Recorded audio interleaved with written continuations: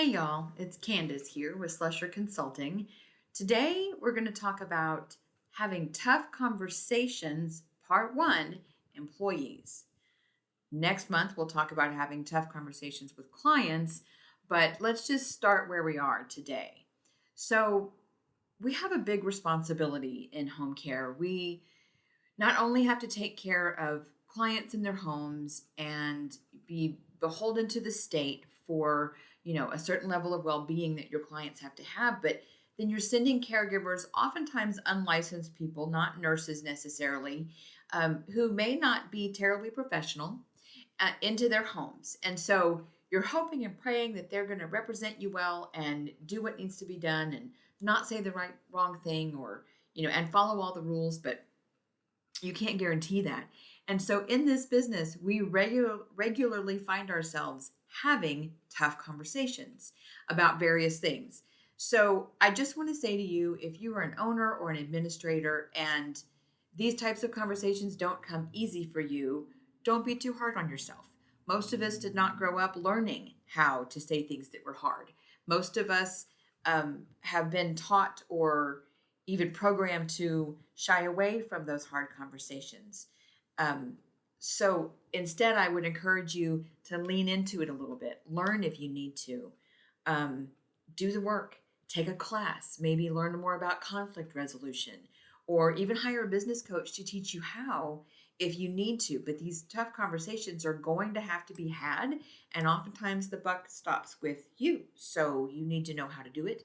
And avoiding it, if you don't already know, can cause big problems, or really cause little tiny problems to snowball into big problems and affect your agency and your income and even your quality of life. So, of course, some of these are things that could be used in your personal life, but mostly this is just about office and having tough conversations with employees. So, I want to start by saying, these tough conversations are almost never personal to you. And I would encourage you, whenever you can, to not make it personal. Okay. This is professional. You're asking your staff to hold specific standards, and these tough conversations are often just about accountability to what you've already asked them to do. Hopefully, you've already made your expectations clear. But to your staff, it could be personal. And so I want you to keep that in mind.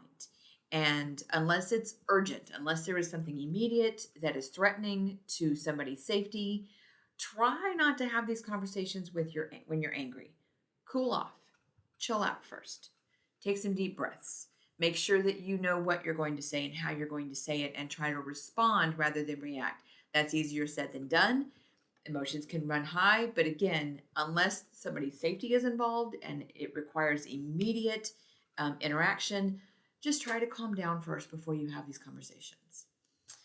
Third, I want to say, show your staff respect at all times. Okay, they're not your kids. Most of the time, they are doing the best that they know how to do. And that's not always true, but most of the time, they are doing their best. And we never want to, you've heard of Occam's razor, meaning most of the time the most obvious answer is the correct one.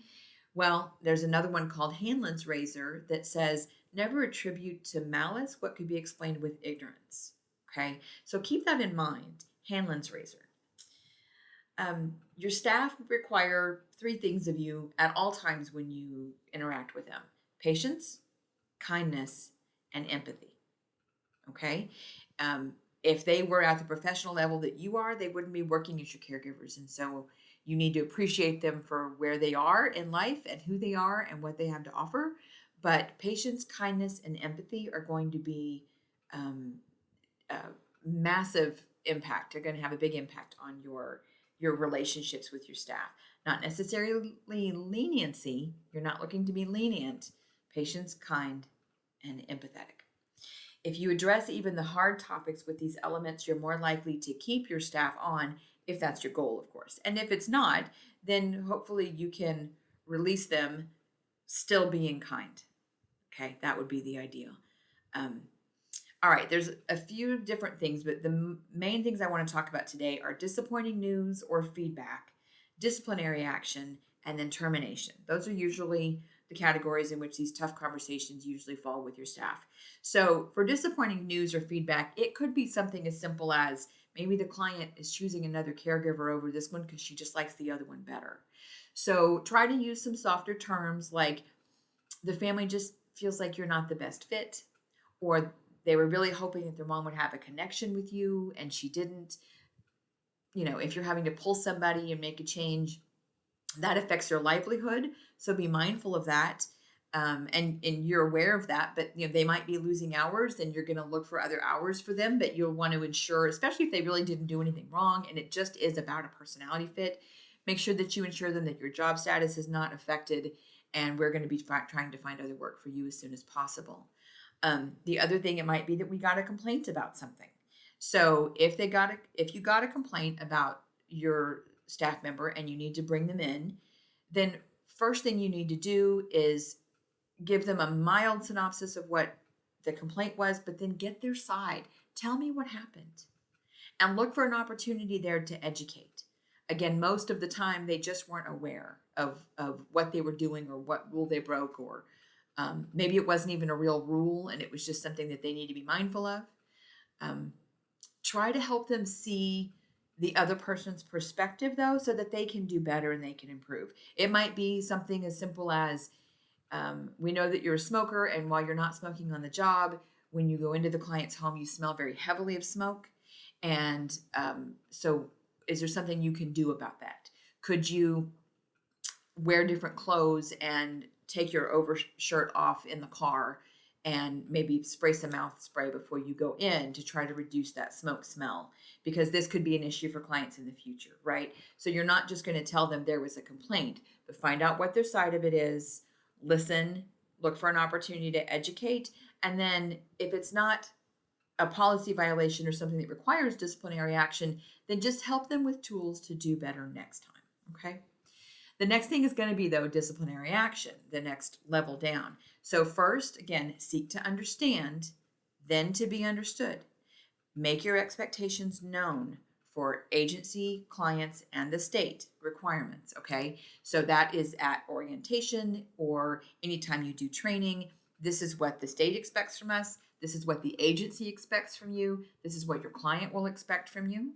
And then when you have policies or this type of education, you want to make sure that you get a signature on those policies, that it is in their employee file, because this is your proof that they agreed to be accountable to whatever you just educated them on, okay?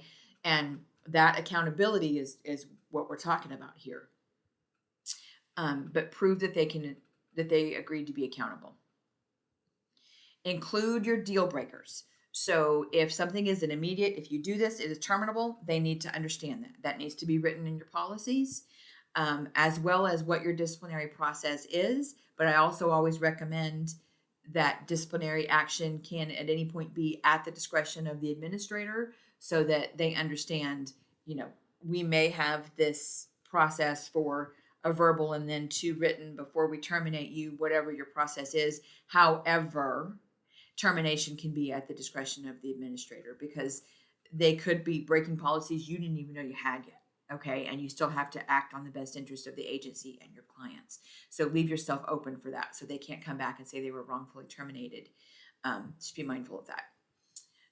Be sure that you cite the offense or the policy violation and why it is that you're bringing up.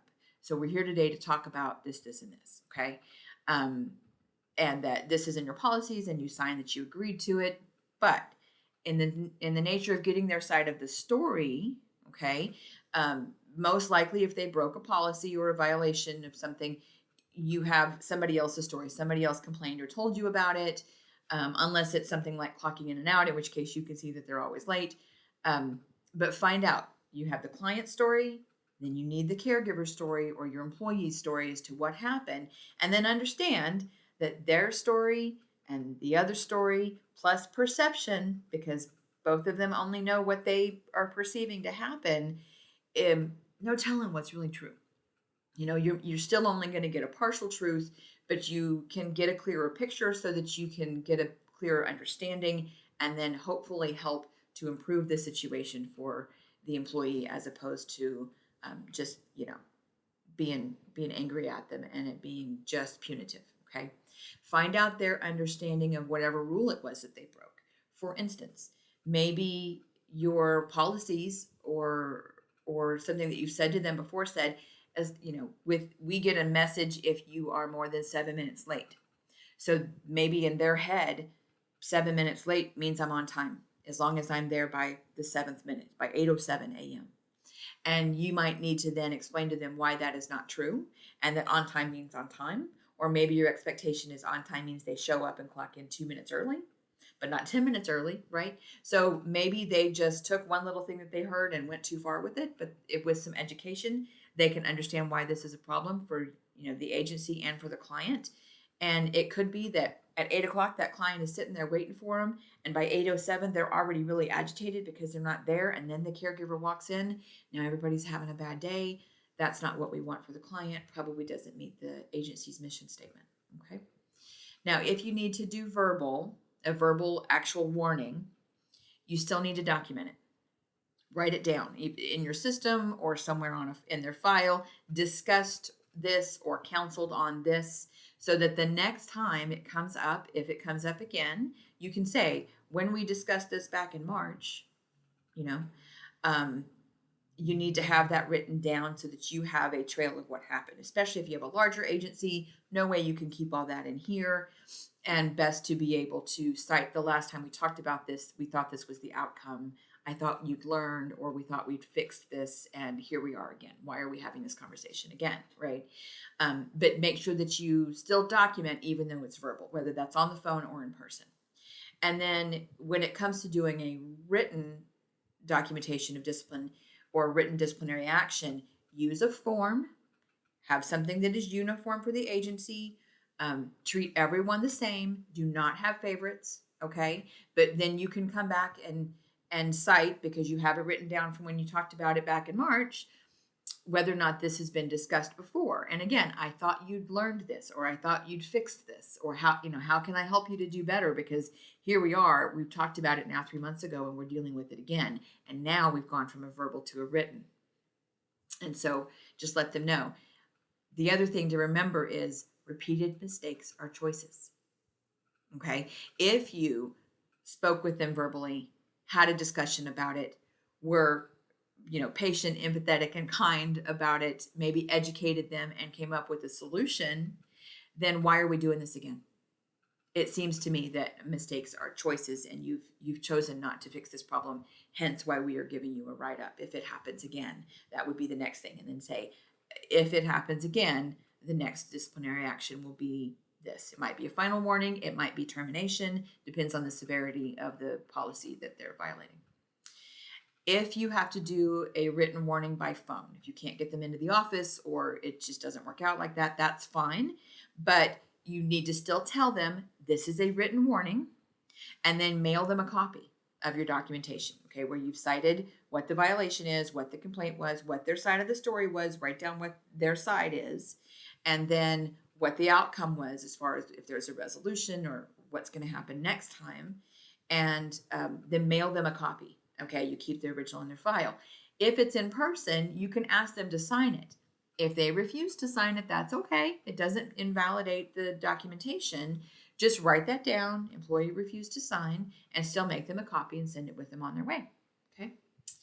Now, if it's termination, that's an even tougher one. You do want to make sure that whatever the offense, if you're terminating them, it is because you've talked about it before, or that it is in that deal breakers or terminable offenses that was discussed at the very beginning. A termination should never be a surprise, okay? It should be clean cut. We've talked about this before. Back in March, you had a write-up in June. Here it is in September, and you've done it again. And this is not acceptable. You cannot no longer represent our agency. You got to do it, okay? Again, it's not personal most of the time. But it should never be a surprise. They should not be like, oh, I've never heard of that before when you're firing them. Okay, that means, and if that is the case, it means you didn't do a great job of educating and orientating in the first place. Also use a form for this, document it, get a signature if you can, and give them a copy. I've heard the terms bless and release. I really like that. If they're not able to provide the service or follow the policies that your agency has, and they're just not going to be a good fit for your agency, that doesn't mean that they're a bad person. Maybe they can learn from this. We would hope so. Hopefully, you've even found an opportunity to learn from this. But ideally, you don't have to send somebody away with you being angry and them being angry. It is, again, it's not personal. This is just what has to happen, and you can't work for our agency anymore. Or we now have a trust issue and we're not going to be able to place you with any more of our clients. Therefore, we're terminating you. Okay. And remember, the better documentation you have, the fewer unemployment claims you will lose, and you will be able to keep those expenses down. I just want to leave you with be fair, treat everyone the same, try not to take things personally, calm down. This is professional. This isn't about your opinions. This is about the agency, the policies that you have, the treatment or care of the clients, and the state expectations. And treat everyone, including yourself, with patience, kindness, and empathy. We'll see you next month. Thanks, y'all.